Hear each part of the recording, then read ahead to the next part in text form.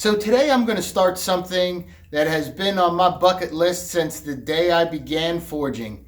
You know, I'm a guy that started because of my love for fantasy movies and the whole genre.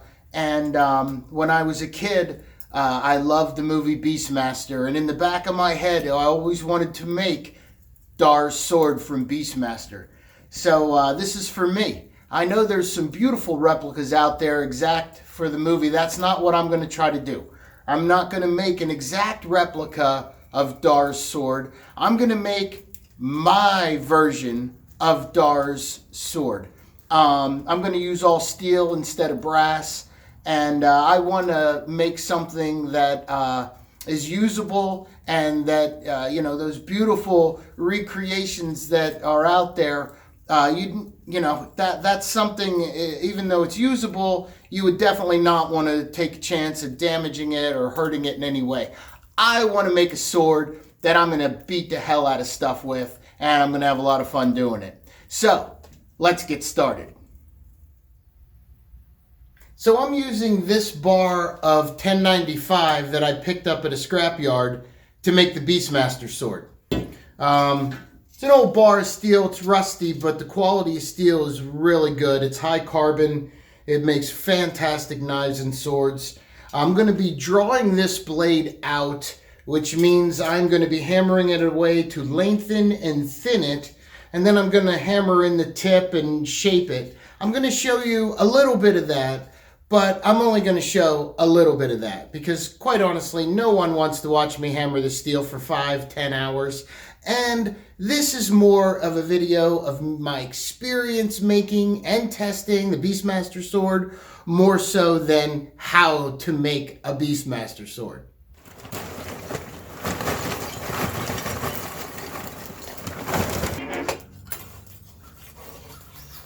So for the Beastmaster sword, I decided to go old school and use charcoal. They've been forging blades out of charcoal for thousands of years.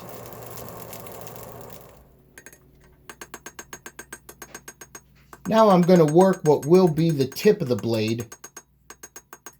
I'm thinning it and starting to hammer in that scimitar shape that the tip has.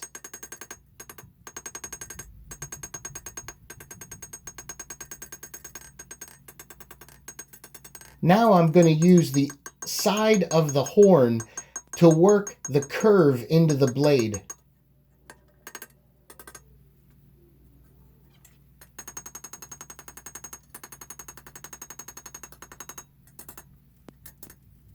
This is a little bit of me thinning out the front.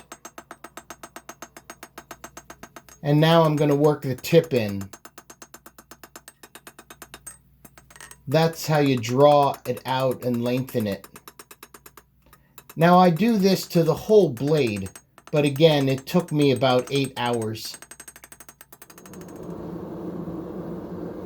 So let's jump to the hardening process, where we heat the blade up and get it red hot and then plunge it in oil.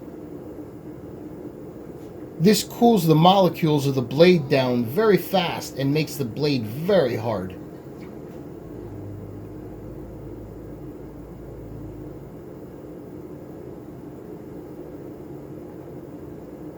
This is the part where something could go wrong.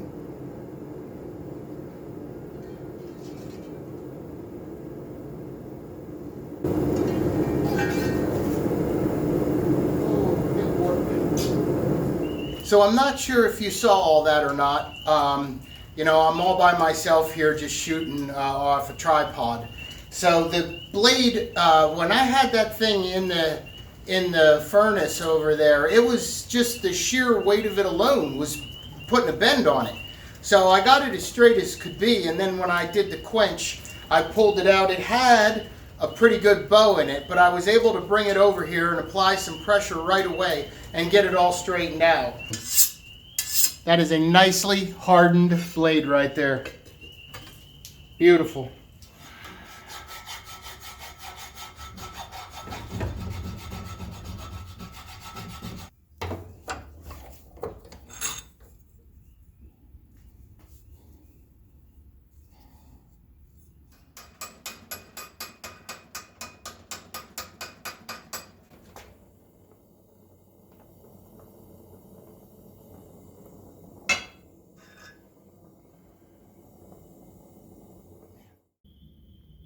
So I ground down the handle and fitted everything. I didn't really feel like it was that interesting to watch me sand this handle down, but I do want to show you how it came out.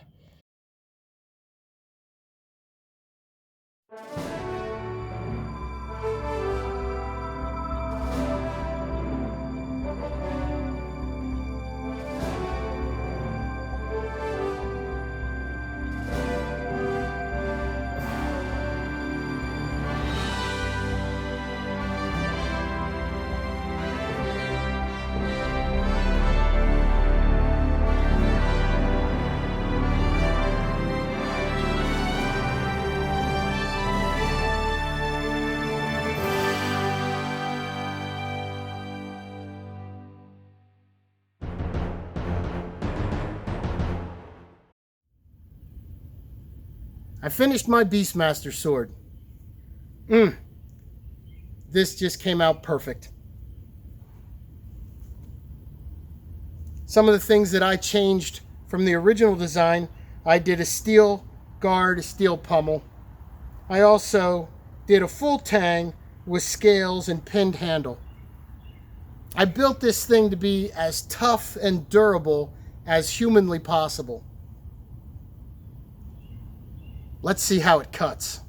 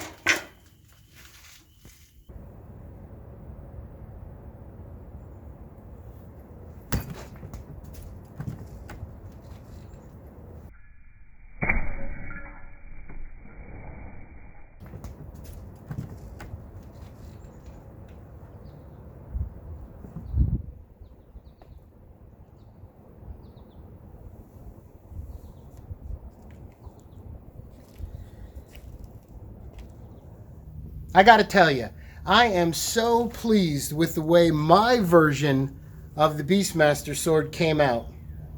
This is just a thing of beauty.